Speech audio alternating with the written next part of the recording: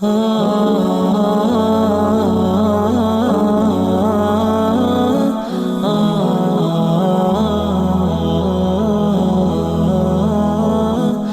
পৃথিবীতে এখন আজ পর্যন্ত 203টা দেশ আছে পতাকাধারী স্বাধীন দেশ পৃথিবীতে। আরো আছে যেগুলো পতাকা নেয় নাই, স্বাধীন হয় নাই। এই সবগুলো পৃথিবী ভূমণ্ডল, এই ভূমণ্ডলের 13 লক্ষ গুণ বড় হচ্ছে একটা সূর্যের আয়তন। সুবহানাল্লাহ বলেন। ভাইরা আমার, 13 গুণ না, 1300 না, 13,000 না, 13 লক্ষ গুণ বড় পৃথিবীর থেকে সূর্য। সুবহানাল্লাহ। এই সূর্য 9 কোটি 30 লক্ষ মাইল, অর্থাৎ 15 কোটি কিলোমিটার দূরে এই সূর্য ঘুরতেছে। সুবহানাল্লাহ বলেন। এই চন্দ্র 2,32,000 মাইল দূরে। আবার এই সূর্য থেকে আরো দূরে নক্ষত্রগুলো আল্লাহ তাআলা বানাইছে। কোরআনে সূরা রহমানে বলছে, ওয়ান-নাজমু ওয়াশ-শাজারু ইয়াসজুদান। আমার যত নক্ষত্র রাজি আছে, এই নক্ষত্র রাজিগুলো ইয়াসজুদান, তারা আল্লাহকে সিজদা করে। জোরে কোন সুবহানাল্লাহ। নক্ষত্র আল্লাহকে সিজদা করছে। সুবহানাল্লাহ বলেন। কপাল পোড়া বান্দা, ওরে বান্দা, তুই সেই মহান আল্লাহর কুদরতি পায়ের তলায় সিজদা দেওয়ার সময় পাইস না। আর বিশাল বিশাল নক্ষত্র রাজি, ওয়ান-নাজমু ওয়াশ-শাজারু, সমস্ত বৃক্ষ গাছগাছালি সহ সব আল্লাহর কুদরতি পায়ের তলায় সিজদায় পতিত হয়। জোরে কান্না সুবহানাল্লাহ। সূর্য থেকে কোটি কোটি গুণ বড় হচ্ছে তারকারাজি, নক্ষত্ররাজি। আরো অনেক দূরে, সূর্য থেকে বহু দূরে। সুবহানাল্লাহ কইতে ইচ্ছা করে না? এই সূর্যের আয়তন যা, এর থেকে কোটি কোটি গুণ আয়তনে বড় একটা তারকা, নক্ষত্র যারে বলে, তারকারাজি তারই বলে। এই নক্ষত্রগুলো একটা গ্যালাক্সির মধ্যে, নক্ষত্র থেকে আরো দূরে আছে গ্যালাক্সি। এই গ্যালাক্সির ভিতরে 10,000 কোটি নক্ষত্র একটা টাইমে অবস্থান করছে। সুবহানাল্লাহ। 10,000 কোটি একসাথে ওর ভিতরে ঢুকতে পারে। কত কোটি? 10,000 কোটি নক্ষত্র গ্যালাক্সির মধ্যে ঢুকতে পারে। এ আরো দূরে আল্লাহ তাআলা সৃষ্টি করে রাখছেন মহাকাশে। সুবহানাল্লাহ বলেন। আমি যারা গবেষণা করে, আমি অবাক হয়ে যাই, আমার বাক রুদ্ধ হয়ে যায়। আল্লাহর সিজদা দিয়ে, আল্লাহর হুকুম মেনে, আল্লাহর প্রশংসা করে আমি শেষ করতে পারি না যে অবস্থাটা কোথায় আল্লাহ তাআলা কি সৃষ্টি করেছেন। একটা গ্যালাক্সির ভিতরে 10,000 কোটি নক্ষত্র সেখানে অবস্থান করতে পারে। এই গ্যালাক্সির এক প্রান্ত থেকে, গ্যালাক্সির আয়তন এত বড়, এত বিশালতা, গ্যালাক্সির এক প্রান্ত থেকে অপর প্রান্ত পৌঁছানোর জন্য এত দ্রুত গতি সম্পন্ন যানবাহন যদি থাকে, যে যানবাহন 1 সেকেন্ডে 1,86,000 মাইল গতিবেগে চলবে। 1 সেকেন্ডে কত মাইল? একটু কথা বলেন। 1 সেকেন্ডে কত মাইল? 1,86,000 মাইল গতিতে যদি কোনো যানবাহন চলে, তাহলে এই যানবাহনে আরোহণ করে গ্যালাক্সির এক প্রান্ত থেকে অপর প্রান্ত পর্যন্ত পৌঁছাতে সময় লাগবে 1,30,000 বছর। সুবহানাল্লাহ কই দিচ্ছে করে না?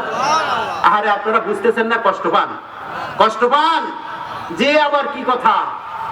তাহলে 1 সেকেন্ডে যদি 1,86,000 মাইল যায়, 60 দিয়ে গুণ দেন, 1 মিনিটে কত মাইল যাবে? 1 মাসে কত মাইল যায়? 1 বছরে কত মাইল যাবে? এভাবে 1,30,000 বছর লাগবে আপনার এই গ্যালাক্সির এক প্রান্ত থেকে অপর প্রান্তে পৌঁছাইতে। সুবহানাল্লাহ বলবেন বাড়ি দিয়ে। তাহলে এই গ্যালাক্সিটা কত বড়। এভাবে মিল্কি ওয়ে সৃষ্টি করেছেন। মিল্কি ওয়ে, ব্ল্যাক হোল, অন্ধকূপ। যে অন্ধকূপের রেঞ্জের মধ্যে একসাথে যদি 3 কোটি গ্যালাক্সি চলে যায়, 3 কোটি গ্যালাক্সি চকলেট চুষে খাওয়ার মতো ব্ল্যাক হোল নিঃশেষ করে ফেলবে। সুবহানাল্লাহ বলেন। এগুলো সব প্রথম আসমানের মধ্যে। এগুলো সব কোথায়? এ সব প্রথম আসমানের মধ্যে। এই প্রথম আসমান, এই জমিন থেকে 500 বছরের রাস্তা, জিবরাইলের চলার গতিবেগে। সুবহানাল্লাহ বলেন। 500 বছরের রাস্তা পুরা মোটা। আবার প্রথম আসমান থেকে দ্বিতীয় আসমানের দূরত্ব 500 বছরের রাস্তা। প্রত্যেকটা আসমানের ডিস্টেন্স 500 বছরের রাস্তা। এভাবে সপ্তম আকাশ থেকে আরো 500 বছরের রাস্তা যাওয়ার পর সিদরাতুল মুনতাহা, কি একটু জোরে বলেন, সিদরাতুল মুনতাহা। এই সিদরাতুল মুনতাহা থেকে 70,000 নূরের পর্দা সেট করতে হবে। একটা নূরের পর্দা থেকে আরেকটি নূরের পর্দা 70,000 বছরের রাস্তা। একটা নূরের পর্দার কালার যা, এই 70,000 নূরের পর্দার কালারের সাথে মিল নাই, প্রত্যেকটি কালার ভিন্ন ভিন্ন। 70,000 পর্দা 70,000 কালার দিয়ে আল্লাহ রাব্বুল আলামিন বানাইছেন, যেরকম সুবহানাল্লাহ। এই 70,000 নূরের পর্দা অতিক্রম করার পরে তারপর আল্লাহর আরশে আজিম, যেরকম সুবহানাল্লাহ।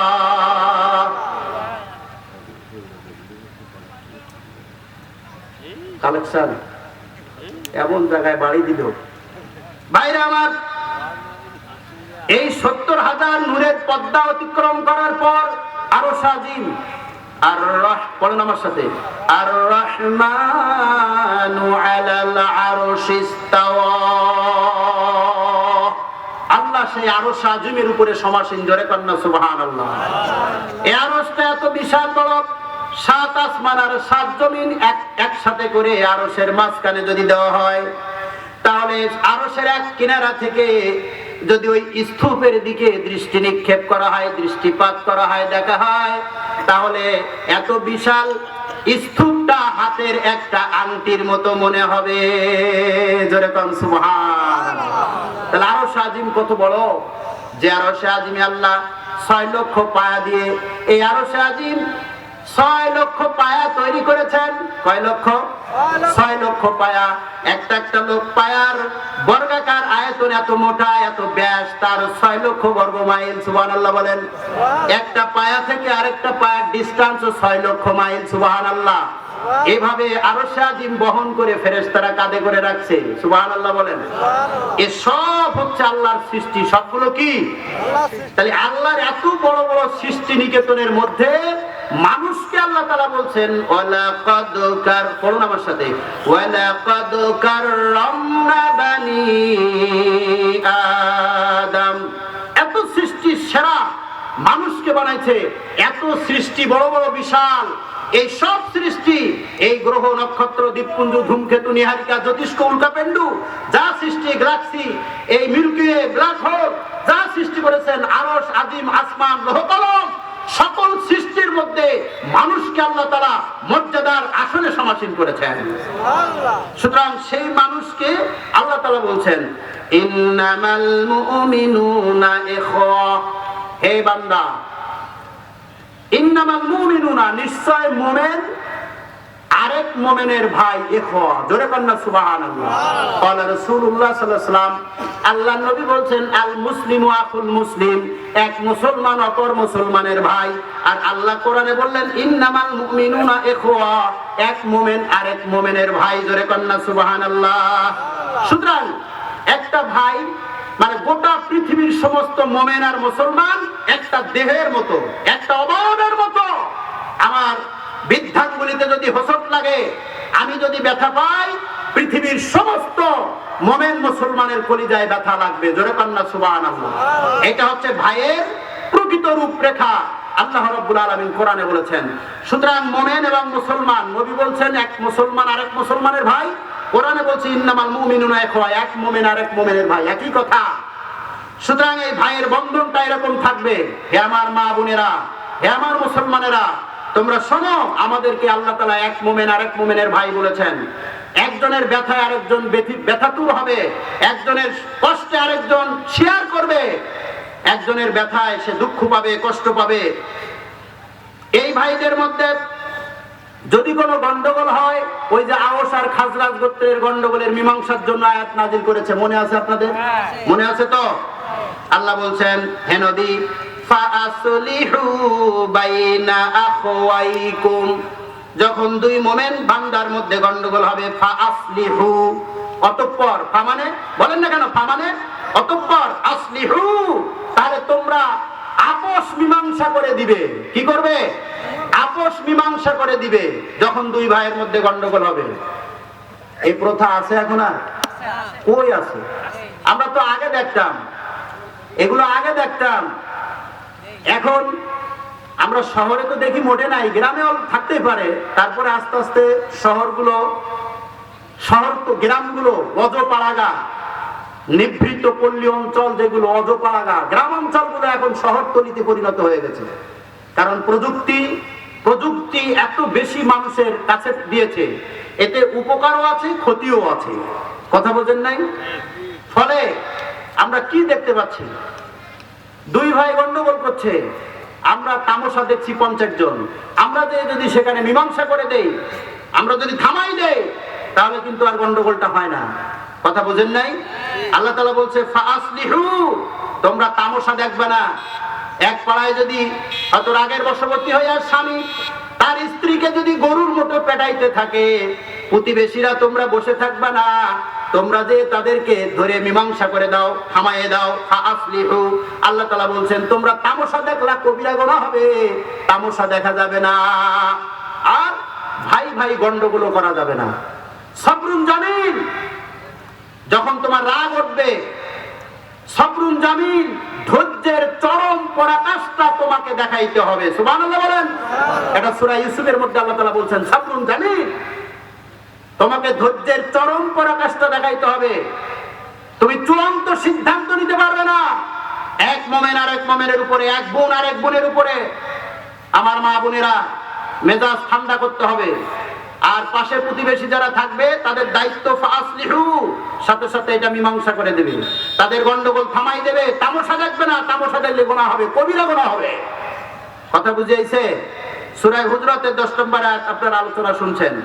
আল্লাহ তাআলা বলেন ওয়াত্তাকুল্লাহ, তোমরা আল্লাহকে ভয় করো, লাআল্লাকুম তুরহামুন, তাহলে তোমাদের উপরে আল্লাহর রহমত বর্ষিত হবে। জোরে বলেন সুবহানাল্লাহ। সুতরাং ভাইয়ের মধ্যে ভাইয়ের এই ধরনের হৃদ্যতা থাকবে, এই ধরনের মানসিকতা তৈরি করতে হবে। এরপরের আয়াতে আল্লাহ বলেন ইয়া আইয়ুহাল্লাযীনা আমানু লা ইয়াসখার কওমুম মিন কওমিন আসা আইয়াকুনু খায়রাম মিনহুম। আল্লাহু আকবার। আল্লাহ বললেন ইয়া আইয়ুহাল্লাযীনা আমানু, হে ঈমানদারেরা, হে মুমিন মুসলমানেরা, লা ইয়াসখার, লা বলেন না, লা ইয়াসখার, তোমরা উপহাস করতে পারবে না। ইয়াসখার উপহাস করা, আল্লাহ মানে না। লা ইয়াসখার, তোমরা উপহাস করতে পারবে না, ঠাট্টা করতে পারবে না, তোমরা ব্যঙ্গ করতে পারবে না কোনো মানুষের উপরে। এটা কবিরা গুনাহ, হারাম ঘোষণা করা হয়েছে। কি ঘোষণা করা? হারাম ঘোষণা করা হয়েছে, উপহাস করা যাবে না। কওমুম মিন কওমিন, একজন পুরুষ আরেকজন পুরুষকে উপহাস করতে পারবে না, পুরুষ সম্প্রদায়কে উপহাস করতে পারবে না। আসা, কেননা এমনও হতে পারে আইয়াকুনু খায়রাম মিনহুম, ও যাকে আপনি উপহাস করতেছেন সে তো আপনার থেকে উত্তম হতে পারে। সুতরাং আপনি কেন তাকে ঠাট্টা করবেন, বিদ্রুপ করবেন, ব্যঙ্গ করবেন, উপহাস করবেন? কোন কারণে? এটা কবিরা গুনাহ। বেঁচে থাকবেন আমার মা বোনেরা, আমার পুরুষ ভাইরা। এরপরে আল্লাহ বললেন ওয়ালা নিসাউম মিন নিসা, এক নারী আরেক নারীকে উপহাস করতে পারবে না। এখানে আলাদা করে দিয়েছে আল্লাহ তাআলা যে পুরুষ পুরুষকে উপহাস করতে পারবে না, আবার নারীরাও নারীদেরকে উপহাস করতে পারবে না, ঠাট্টা করতে পারবে না, বিদ্রুপ করতে পারবে না, ব্যঙ্গ করতে পারবে না তাদের বিরুদ্ধে। মা বোনেরা ভালো করে কান পেতে শুনুন। আসা আইয়াকুন্না খায়রাম মিনহুম, হতে পারে ও নারী, আজকে যাদেরকে তুমি উপহাস করতেছো তারা তোমাদের থেকে উৎকৃষ্ট, দামি হতে পারে, তোমাদের থেকে উত্তম হতে পারে। খায়রুম মিনহুম, তাদের থেকে তো তারা দামি হতে পারে, উৎকৃষ্ট হতে পারে। অতএব উপহাস করা যাবে না। ওয়ালা তালমিজু আনফুসাকুম, ওয়ালা তালমিজু, কেউ কারোর উপরে দোষারোপ করতে পারবে না, নিন্দা করতে পারবে না। আনফুসাকুম, তোমাদের নিজেদের মধ্যে কেউ কারোর উপরে। সুবহানাল্লাহ বলেন, আরো জোরে বলেন সুবহানাল্লাহ। ওয়ালা তানাবাজু বিল আলকাব, এবং তোমরা লা তানাবাজু, লা তানাফাজু, তোমরা মন্দ নামে কোনো মানুষকে ডাকতে পারবে না, খারাপ নামে ডাকতে পারবে না। এটাও হারাম করেছেন আল্লাহ তাআলা। কে হারাম করেছেন? আরো জোরে বলেন না, কে হারাম করেছেন? আমরা মন্দ নামে ডাকি না, সবচেয়ে ঠাট্টা করি দেখবেন ওই সমস্ত নাম দিয়ে আমাদের প্রতিবেশী ভাই বন্ধুকে ডাক দেই। কিন্তু এই কোরআন দেখছেন আল্লাহ তাআলা প্রত্যেকটা জায়গায় আল্লাহ তাআলা কথা বলছেন যে তুমি তার ভালো নাম আছে, ও রহমান ভাই, ও আব্দুল্লাহ ভাই, ও আব্দুল বারী ভাই, আপনি নাম সুন্দর করে ডাকেন। আপনি ব্যঙ্গ করে, মুখ ভ্যাংচাইয়া, উপহাস করে, ঠাট্টা করে, বিদ্রুপ করে, ব্যঙ্গ করে আপনি তাকে ডাকতে পারবেন না। এটা হারাম কোরআনে নিষেধ করেছেন সূরা হুজরাতের মধ্যে। জোরে কন্না সুবহানাল্লাহ।